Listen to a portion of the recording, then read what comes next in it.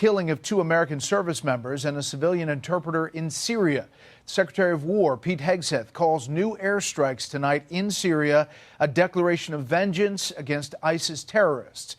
We have Fox team coverage on the breaking story. Trey Yingst is in Tel Aviv with reaction to the strikes, and Chief National Security Correspondent Jennifer Griffin starts us off with what we know here in Washington. Good evening, Jennifer. Good evening, Brett. A senior U.S. official tells Fox the U.S. military has struck more than 50 ISIS targets in the past 2 hours following the president's order to, quote, hit them hard after the killing of 3 Americans Saturday, 2 members of the Iowa National Guard and their civilian translator, by a member of the Syrian security forces. U.S. Central Command launched a massive strike on dozens of ISIS targets in an operation called Operation Hawkeye Strike. Iowa is the Hawkeye state. The strikes took place at multiple locations across Syria. The targets include ISIS infrastructure and weapons storage sites.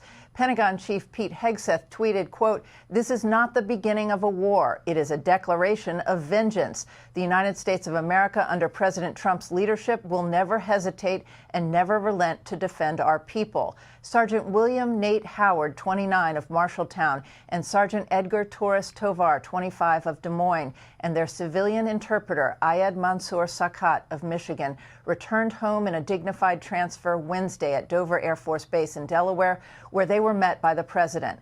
The December 13th attack, which took place while a senior U.S. military commander was meeting his Syrian counterparts near Palmyra in central Syria.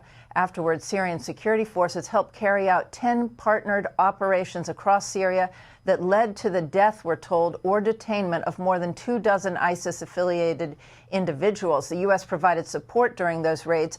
Those raids, Brett, led to the confiscation of electronics and individual interviews that resulted in the intelligence used for this operation to locate potential targets. A CENTCOM review is ongoing into the exact affiliation of the Syrian gunman who joined the security forces just 2 months before. The gunman was in the process, Brett, of being removed from the Syrian military for suspected jihadist ties.